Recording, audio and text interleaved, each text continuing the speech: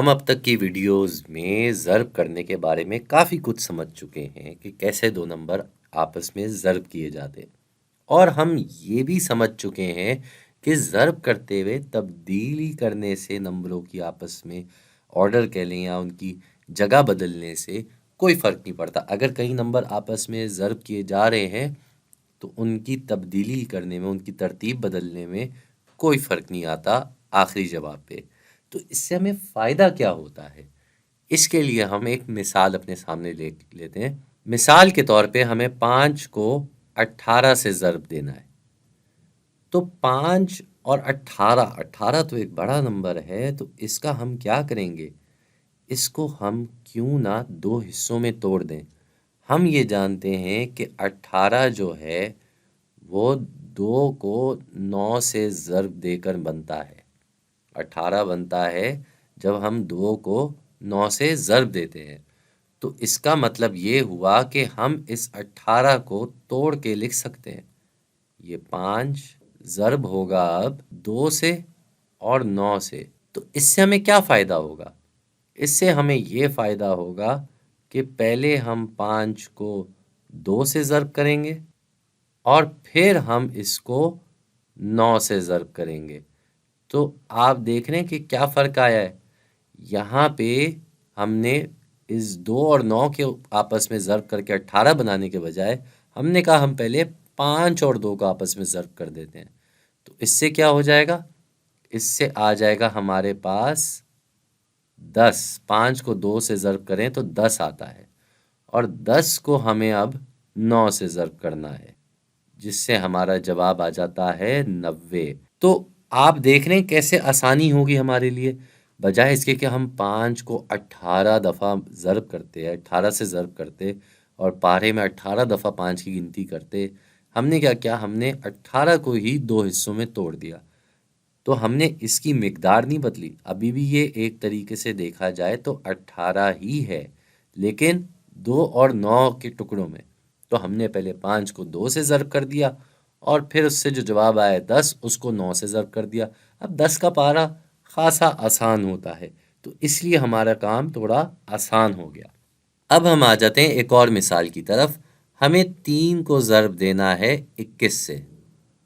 3 کو ضرب دینا ہے ہم نے 21 سے، تو پھر سے وہی بات آ گئی کہ 21 تو ایک بڑا نمبر ہے، تو اس کا ہم کیا کریں؟ ہم اس کو تھوڑا سا چھوٹے ٹکڑوں میں کر دیتے ہیں۔ اب یہ 21 جو ہے اس کو ہم توڑ دیتے ہیں 2 حصوں میں۔ ایک حصہ ہو جائے گا 3 اور ایک حصہ ہو جائے گا 7، کیونکہ 3 اور 7 آپس میں ضرب ہو کے 21 بنتے ہیں۔ تو اب ہم کیا کریں گے؟ ہم پہلے والا 3 تو ایسے ہی لکھ دیں گے، اور اس کے بعد والا جو ہے ہم الگ سے 3/7 لکھ دیتے ہیں۔ تو ہم یہاں کیا کریں گے؟ ہم اپنی سہولت کے حساب سے پہلے 3 کو 3 سے ضرب دیں گے اور پھر ہم اسے 7 سے ضرب دیں گے۔ تو 3 کو 3 سے ضرب دیا جائے تو کیا آ جاتا ہے؟ 9، اور 9 کو اب ہم نے 7 سے ضرب دینا ہے۔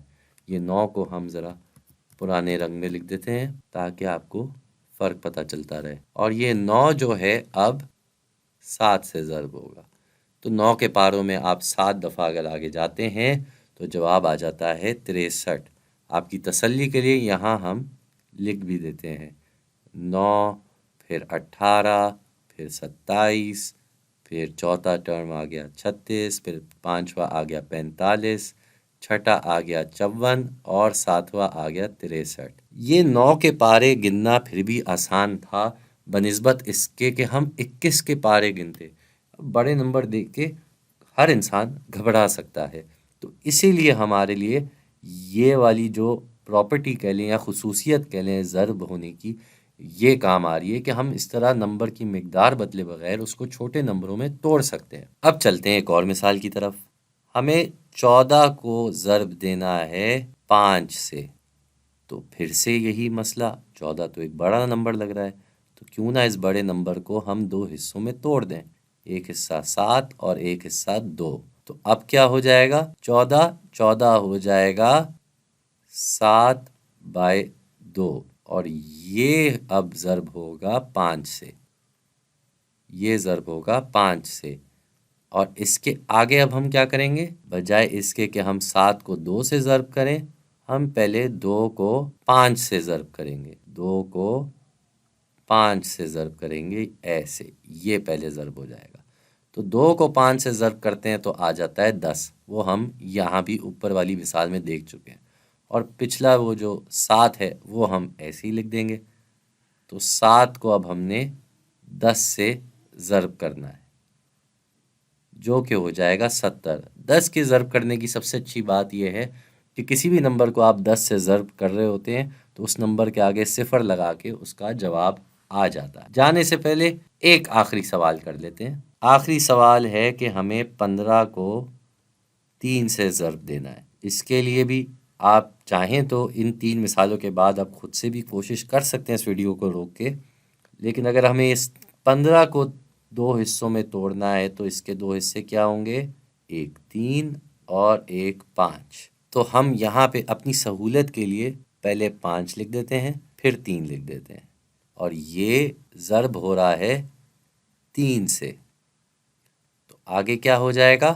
آگے ہم پھر سے اپنی سہولت کے حساب سے 5 تو لکھ دیں گے، لیکن پہلے ہم 3 کو 3 سے ضرب دیں گے، یہ 3 کو اس 3 سے ضرب دیں گے، اور یہ کیا ہو جائے گا؟ یہ ہو جائے گا، اس کو ہم ذرا نیلے رنگ میں لکھ لیتے ہیں 5 کو جو پہلے سے لکھا ہوا تھا، اور 3/3 ہو گیا 9، 3/3 ہو گیا 9۔